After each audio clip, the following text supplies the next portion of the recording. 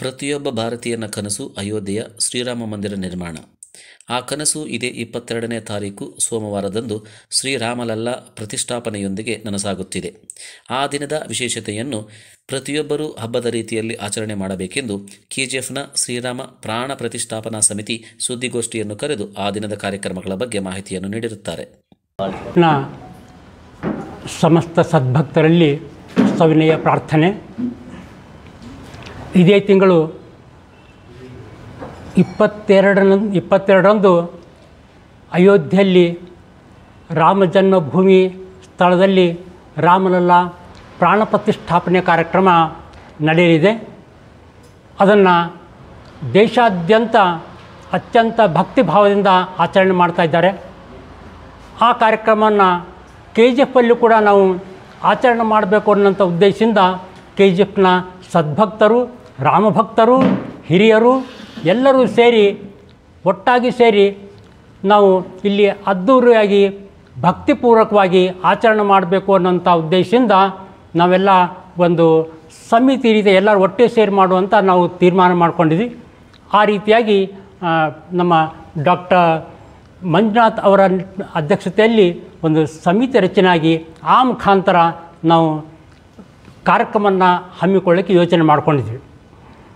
ಆ ರೀತಿಯಾಗಿ 22ನೇ ತಾರೀಕಿಗೆ ನಮ್ಮ ಕಾರ್ಯಕ್ರಮ ಈ ಕೋದಂಡರಾಮಸ್ವಾಮಿ ದೇವಸ್ಥಾನದ 100ನೇ ವಾರ್ಷಿಕೋತ್ಸವ ಹಾಗೂ ಸನಾತನ ಧರ್ಮಸಭಾ ಹಾಗೂ ಲಕ್ಷ್ಮೀ ಪ್ರಸನ್ನ ವೆಂಕಟ ಸ್ವಾಮಿ ದೇವಸ್ಥಾನದಲ್ಲಿರುವಂಥ ಆಂಜನೇಯ ಸ್ವಾಮಿ ದೇವಸ್ಥಾನ ಹಾಗೂ ಎಲ್ಲ ಸದ್ಭಕ್ತರು ಸೇರಿಕೊಂಡು ಈ ಕಾರ್ಯಕ್ರಮವನ್ನು ನಾವು ಆಲೋಚನೆ ಮಾಡ್ಕೊಂಡಿದ್ದೀವಿ. ಕಾರ್ಯಕ್ರಮ ರೂಪರೇಷೆ ಹೀಗಿರ್ತದೆ. 22ನೇ ತಾರೀಕು ಬೆಳಗ್ಗೆ 7 ಗಂಟೆಯಿಂದ ಸನಾತನ ಧರ್ಮಸಭಾದಲ್ಲಿ ಭಜನೆಯೊಂದಿಗೆ ಕಾರ್ಯಕ್ರಮ ಪ್ರಾರಂಭ ಆಗ್ತದೆ. 10 ಗಂಟೆ ಮೇಲೆ ಅಲ್ಲಿ ರಾಮತಾರಕ ಹೋಮ ಮುಂತಾದ ಕಾರ್ಯಕ್ರಮ ಜರುಗ್ತದೆ. ಭಜನೆಗಳು ನಿರಂತರವಾಗಿ ನಡೀತದೆ. ಹೋಮ ಮುಗಿದ ನಂತರ ಅಲ್ಲಿ ಪ್ರಸಾದ ವಿನಿಯೋಗ ಆಗ್ತದೆ ಅಲ್ಲಿ. ಮತ್ತು ಅದೇ ಸಮಯದಲ್ಲಿ ಈ ಕೋದಂಡರಾಮ ದೇವಸ್ಥಾನದಲ್ಲಿ ಕೂಡ ಇಲ್ಲಿ ಹೋಮ, ಪೂಜೆ, ಪ್ರಸಾದ ವಿನಿಯೋಗ ಎಲ್ಲವೂ ಇಲ್ಲಿ ಜರುಗ್ತದೆ. ವೆಂಕಟಸ್ವಾಮಿ ದೇವಸ್ಥಾನದಲ್ಲೂ ಕೂಡ ಆ ಸಮಯದಲ್ಲಿ ಪೂಜೆ, ಪ್ರಸಾದ ವಿನಿಯೋಗ ಕಾರ್ಯಕ್ರಮ ನಡೀತದೆ. ಇನ್ನು ಸಾಯಂಕಾಲ ಹೊತ್ತಲ್ಲಿ ಅಷ್ಟೊತ್ತಿಗೆ ಪ್ರಾಣ ಪ್ರತಿಷ್ಠಾಪನೆ ಕಾರ್ಯಕ್ರಮ ಮುಗಿದಿರ್ತದೆ. ಆ ಸಂತೋಷವನ್ನು ನಾವೆಲ್ಲ ನಮ್ಮ ಕೆಜಿಎಫ್ ಜನರು ಆಚರಿಸಬೇಕು ಅನ್ನೋಂಥ ಉದ್ದೇಶದಿಂದ ಒಂದು ಶ್ರೀರಾಮನ ಮೆರವಣಿಗೆಯನ್ನು ನಾವತ್ತು ಹಮ್ಮಿಕೊಂಡಿದ್ದೀವಿ. ಆ ಶ್ರೀರಾಮನ ಮೆರವಣಿಗೆಯನ್ನು ಸನಾತನ ಧರ್ಮಸಭೆಯಿಂದ ಹೊರಟು ಇಲ್ಲಿರುವಂತಹ ಉತ್ಸವ ಮೂರ್ತಿಗಳನ್ನು ನಾವು ತೆಗೆದುಕೊಂಡು ನಾವು ವೆಂಕಟರಮಣ ಸ್ವಾಮಿ ದೇವಸ್ಥಾನಕ್ಕೆ ಹೋಗ್ತೀವಿ. ಅಲ್ಲಿ ಒಂದು ಅರ್ಥಪೂರ್ಣವಾದಂಥ ಒಂದು ಪಲ್ಲಕ್ಕಿಯನ್ನು ನಿರ್ಮಾಣ ಮಾಡಿಕೊಂಡು ಶ್ರೀರಾಮ ಹಾಗೂ ರಾಮ ಮಂದಿರ ಹಾಗೂ ಶ್ರೀರಾಮನ ಇಲ್ಲಿ ಉತ್ಸವ ಮೂರ್ತಿಗಳು ಎಲ್ಲ ಜೊತೆಗೆ ನಾವು ಮೆರವಣಿಗೆಯನ್ನು ಹೋಗುವಂಥದ್ದು ಆಲೋಚನೆ ಮಾಡ್ಕೊಂಡಿದ್ವಿ. ಅದರ ಮುಂದೆ ನಾದಸ್ವರ ಇರ್ತದೆ, ಮಹಿಳೆಯರು ಭಜನೆಯನ್ನು ಮಾಡ್ತಾರೆ, ವೇದಗೋಷ್ಠಿ ಇರ್ತದೆ. ಹಾಗೆ ನಮ್ಮ ಎಲ್ಲ ಹಿರಿಯರು ನಮ್ಮ ಜೊತೆಗೆ ಸೇರಿಕೊಂಡು ಅವೊಂದಿನ ಅರ್ಥಪೂರ್ಣವಾದಂಥ ರಾಮ ಭಜನೆಯೊಂದಿಗೆ ಅಂದಿನ ಮೆರವಣಿಗೆ ಕಾರ್ಯಕ್ರಮವನ್ನು ನಾವು ಹಮ್ಮಿಕೊಂಡಿದ್ದೀವಿ. ಅದರಲ್ಲಿ ಎಲ್ಲ ಸಮಾಜದ ಎಲ್ಲ ಭಕ್ತರು ಎಲ್ಲರೂ ಒಟ್ಟಿಗೆ ಸೇರಿ ಆ ಕಾರ್ಯಕ್ರಮವನ್ನು ಮಾಡ್ಕೊಳ್ಳುವಂಥ ಆಲೋಚನೆ ಮಾಡಿದ್ವಿ. ಆ ಕಾರ್ಯಕ್ರಮ ನಡೀತದೆ. ಹಾಗೆ ವಿವೇಕನಗರ ಸರ್ಕಲಲ್ಲಿ ಅಲ್ಲಿ ಕೂಡ ಅಲ್ಲಿ ಕಾರ್ಯಕ್ರಮ ಏರ್ಪಡಿಸ್ತಾ ಇದ್ದಾರೆ. ಗಾಂಧಿ ಸರ್ಕಲಲ್ಲಿ ಅಲ್ಲಿ ಕೂಡ ಪೂಜೆ ಕಾರ್ಯಕ್ರಮ ನಡೀತದೆ. ವಾಜಪೇಯಿ ಸರ್ಕಲ್ದಲ್ಲಿ ಕೂಡ ಅಲ್ಲಿ ಕೂಡ ಪೂಜೆ ಮತ್ತು ಪ್ರಸಾದ ವಿನಿಯೋಗ ನಡೀತದೆ. ಇಡೀ ಈ ರಥ ಬೀದಿಯಲ್ಲಿ ನಡೀತದೆ. ಇಲ್ಲಿ ನಾವು ಅತ್ಯಂತ ಭಕ್ತಿಪೂರ್ವಕವಾದಂಥ ಕಾರ್ಯಕ್ರಮವನ್ನು ಅಂದಿನ ಕಾರ್ಯಕ್ರಮದಲ್ಲಿ ನಾವು ಏರ್ಪಡಿಸ್ಕೊಂಡಿದ್ವಿ. ಅದಕ್ಕಾಗಿ ಎಲ್ಲ ಅನೇಕ ಭಕ್ತರು ತಮ್ಮ ತಮ್ಮ ಸಲಹೆಯನ್ನು ಕೊಟ್ಟಿದ್ದಾರೆ. ಅವರು ನಮ್ಮ ಜೊತೆ ಜೋಡಿಸ್ಕೊಂಡಿದ್ದಾರೆ. ಆ ಎಲ್ಲರ ಮುಖಾಂತರ ಕಾರ್ಯಕ್ರಮವನ್ನು ನಾವು ಯಶಸ್ವಿಯಾಗಿ ಮಾಡಬೇಕಾಗಿದೆ. ಅದಕ್ಕೆ ಕೆಜಿಎಫ್ನ ಎಲ್ಲ ನಾಗರಿಕರು ಅದ್ರ ಜೊತೆಗೂಡಿ ನಮ್ಮ ಕಾರ್ಯಕ್ರಮವನ್ನು ಯಶಸ್ವಿ ಮಾಡಬೇಕು, ಶ್ರೀರಾಮನ ಭಕ್ತಿಗೆ ಅವನ ಅನುಗ್ರಹಕ್ಕೆ ಪಾತ್ರ ಆಗಬೇಕು ಅಂತ ನಾವು ಈ ಮೂಲಕ ವಿನಂತಿ ಮಾಡ್ಕೊಳ್ತಾ ಇದ್ದೀವಿ.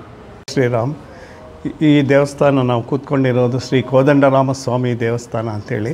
ಇದು 1923ರಲ್ಲಿ ಶುರುವಾಗಿದೆ.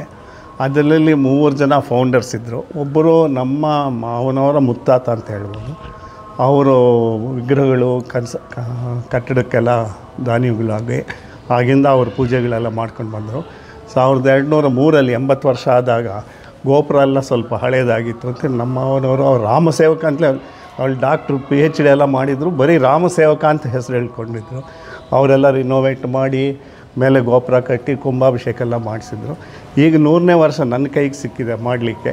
ನಾವು ಮೊದಲು ಅಂದ್ಕೊಂಡಿದ್ದು 100ನೇ ರಾಮನವಮಿ 24 ಏಪ್ರಿಲಲ್ಲಿ ಅವತ್ತು ಮಾಡಬೇಕಂದು. ಬಟ್ ನಮ್ಗೆ ಅಯೋಧ್ಯೆ ಅದು ಮೊದಲು ಬಂದಿರೋದ್ರಿಂದ ಅದಕ್ಕೆ ಮುಖ್ಯತೆ ಕೊಟ್ಟು ಅವತ್ತೇ ಮಾಡೋಣ, ಅರ್ಥಪೂರ್ಣವಾಗಿರುತ್ತೆ ಅಂತೇಳಿ ಅವತ್ತು ಹೋಮ ಹವನ ಎಲ್ಲ ಮಾಡಿ ರಥೋತ್ಸವ ಮಾಡೋಣ ಅಂತಿದ್ದೀವಿ. ಅಷ್ಟಾಗಿ ಆಮೇಲೆ ಈ ಕಟ್ಟಡ ಕಟ್ಟುವಾಗ ಅವ್ರಿಗೆ ತುಂಬ ಕಷ್ಟ ಆಗಿದೆ. ಒಬ್ಬರು ದಾನಿಗಳು ಜಾಗ ಕೊಟ್ಟಿದ್ದಾರೆ, ನಮ್ಮವರು ವಿಗ್ರಹಗಳು ಕಟ್ಟಿದ್ದಾರೆ. ಆಗ ಶುರುವಿನಲ್ಲಿ 1920ರಲ್ಲಿ ಹಣದ ಕೊರತೆ ಆದಾಗ ಮೈಸೂರು ಮಹಾರಾಜ ಅವರಿಗೆ ಒಂದು ಮನವಿ ಕೊಟ್ಟಾಗ ಅವರು ಹಣ ಕೊಟ್ಟು ಪೂರ್ಣ ಆಗಿದೆ. ಇದೊಂದು ಇವತ್ತು ನನಗೆ ತಿಳಿದು ನಮ್ಮ ಅತ್ತೆಯವರಿಂದ ಇಷ್ಟು ವಿಷಯಗಳಿದೆ. ಈ ಹಳೆ ದೇವಸ್ಥಾನ ರಾಮನ ಅನುಗ್ರಹದಿಂದ ಚೆನ್ನಾಗಿ ಬೆಳಿ, ಊರು ಅಭಿವೃದ್ಧಿ ಆಗಲಿ, ಶಾಂತಿ ಇರಲಿ ಅಂತ ಪ್ರಾರ್ಥಿಸ್ತೀನಿ. ಶ್ರೀರಾಮ್.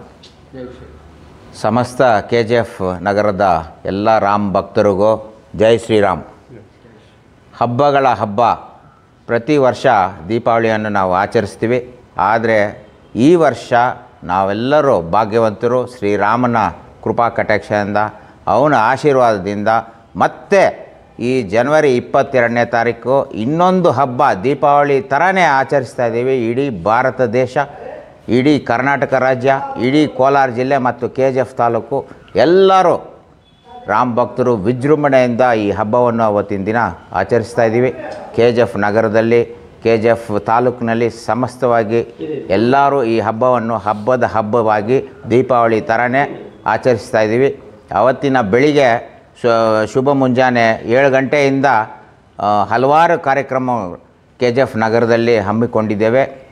ರಾಮತಾರಕ ಹೋಮ ಶ್ರೀ ಸನಾತನ ಧರ್ಮಸಭಾ ಮತ್ತು ಈ ದೇವಾಲಯದಲ್ಲಿ ಹಮ್ಮಿಕೊಂಡಿದ್ದೇವೆ. ಮತ್ತು ಶ್ರೀರಾಮ ಪಂಚಾಯತ್ನ ಹೋಮ ಅಂದರೆ ಸಮಸ್ತ ರಾಮ ಕುಟುಂಬದವ್ರಿಗೆ ಹೋಮವನ್ನು ಅದನ್ನು ಸನಾತನ ಧರ್ಮಸಭೆಯಲ್ಲಿ ಆಚರಿಸ್ಕೊಂಡಿದ್ದೀವಿ. ವಾಲ್ಮೀಕಿ ಪಾರಾಯಣ, ಸುಂದರಕಾಂಡ ಪಾರಾಯಣ ಮತ್ತು ಹಲವಾರು ಭಜನಾ ಸಮಿತಿಗಳಿಂದ ಭಜನೆ ಕೀರ್ತನೆಯನ್ನು ಹಮ್ಮಿಕೊಂಡಿದ್ದೀವಿ. ಮತ್ತು ಅವತ್ತಿನ ದಿನ ಈ ವಿಶೇಷವಾದ ಸಮಯ ಏನಿದೆ 12:29 8 ಸೆಕೆಂಡು ಮತ್ತು 12:30 32 ಸೆಕೆಂಡು, ಈ 84 ಸೆಕೆಂಡು ಮೇಷನ್ ಲಗ್ನದಲ್ಲಿ ರಾಮನ ಪ್ರಾಣ ಪ್ರತಿಷ್ಠೆ ಅಯೋಧ್ಯೆಯಲ್ಲಿ ನಡೆಯಲಿದೆ.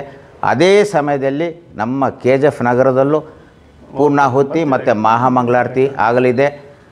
ಸಮಸ್ತ ಎಲ್ಲ ಜನರಿಗೂ ಆ ಅಯೋಧ್ಯೆಯ ಪವಿತ್ರವಾದ ಅಕ್ಷತೆಯನ್ನು ನಾವೇನು ತಲುಪಿಸಿದ್ದೀವೋ ಮನೆಗೆ ವಿಶೇಷ ಶಕ್ತಿಯನ್ನು ಆ ಸಮಯದಲ್ಲಿ ಪಡ್ಕೊಳ್ಳುತ್ತೆ.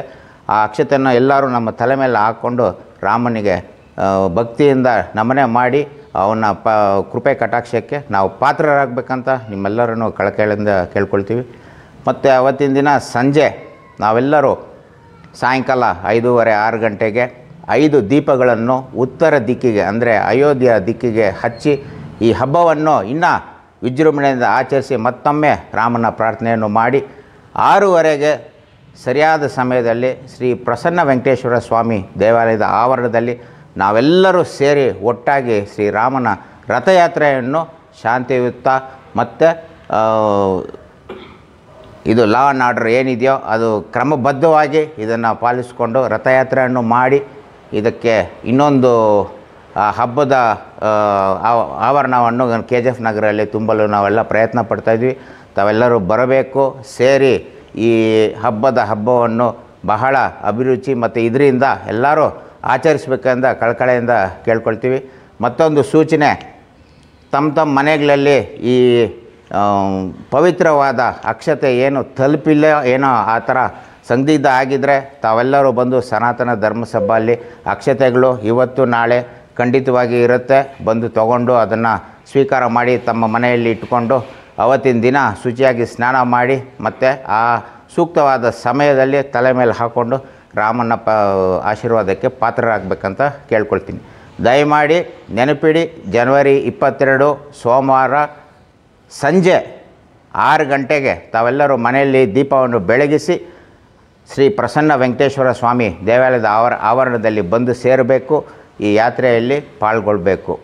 ಕಳಕಳೆಯಿಂದ ನಿಮ್ಮಲ್ಲಿ ನಾವೆಲ್ಲರೂ ಕೇಳ್ಕೊಳ್ತೀವಿ. ದಿನಾಂಕ 22/1/2024 ಶ್ರೀರಾಮನ ಪ್ರತಿಷ್ಠಾಪನೆ ಅಯೋಧ್ಯೆಯಲ್ಲಿ ನಡೆಯಲಿದ್ದು. ಮಿನಿ ತಿರುಮಲ ಎಂದು ಹೆಸರುವಾಸಿಯಾಗಿರ್ತಂತಹ ಈ ನಮ್ಮ KGF ಚಿನ್ನದ ಗಣಿಯಲ್ಲಿ ಅತಿ ವಿಜೃಂಭಣೆಯಿಂದ ಆಚರಿಸಬೇಕು ಅಂಥೇಳಿ ಭಕ್ತಾದಿಗಳ ಕೋರಿಕೆಯ ಮೇರೆಗೆ ಈ ಹಲವಾರು ಕಾರ್ಯಕ್ರಮವನ್ನು ಹಮ್ಮಿಕೊಂಡಿದ್ದೀವಿ. ದಯಮಾಡಿ ಭಕ್ತ ಮಹಾಶಯರು ನಮ್ಮ ಮನೆಗಳಲ್ಲಿ ದೀಪಾವಳಿ ಹಬ್ಬದ ಥರ ಅಲ್ಲ, ವಿಶೇಷ ನಿಮ್ಮ ಹಬ್ಬದ ಥರ ఏ ರೀತಿ ಸಂಭ್ರಮ ಆಚರಣೆ ಮಾಡ್ತೀರೋ ಅದೇ ರೀತಿ ಮಾಡಿಕೊಂಡು ದೇವಾಲಯ ಆವರಣಕ್ಕೆ ಬಂದು ಈ ಕಾರ್ಯಕ್ರಮವನ್ನು ಯಶಸ್ವಿಗೊಳಿಸಿ ನಮ್ಮ ಈ ರಥೋತ್ಸವ, ರಾಮನ ರಥೋತ್ಸವವನ್ನು ನೀವೆಲ್ಲರೂ ವೀಕ್ಷಣೆ ಮಾಡಿ ಬಂದು ಇದಕ್ಕೆ ಶಕ್ತಿ ತುಂಬಿಸಬೇಕು ಅಂಥೇಳಿ ಎಲ್ಲರನ್ನು ಕಳಕಳಿಯಿಂದ ಪ್ರಾರ್ಥನೆ ಮಾಡ್ಕೊಳ್ತಾ ಇದ್ದೀವಿ. ಅದೇ ರೀತಿ ಈ ನಮ್ಮ ಚಿನ್ನದ ಭೂಮಿ ಜಾತಿ ಮತ ಭೇದ ಭಾವ ಇಲ್ಲದೆ ಒಂದು ವಿಶಿಷ್ಟವಾಗಿ ಕಾರ್ಯಕ್ರಮ ನಡೆಯುತ್ತೆ. ನಾವು ಅದೆಲ್ಲ ಬ್ರಹ್ಮೋತ್ಸವದಲ್ಲಿ ನೋಡಿದ್ದೀವಿ. ಅದೇ ರೀತಿ ಎಲ್ಲರೂ ಬಂದು ಈ ಕಾರ್ಯಕ್ರಮದಲ್ಲಿ ಭಕ್ತಾದಿಗಳು ಪಾತ್ರರಾಗಬೇಕಂತ ಹೇಳಿ ಕಳಕಳಿಯಿಂದ ಪ್ರಾರ್ಥನೆ ಮಾಡುತ್ತಿದ್ದೇನೆ. ಜೈ ಶ್ರೀರಾಮ್. ಜೈ ಶ್ರೀರಾಮ್.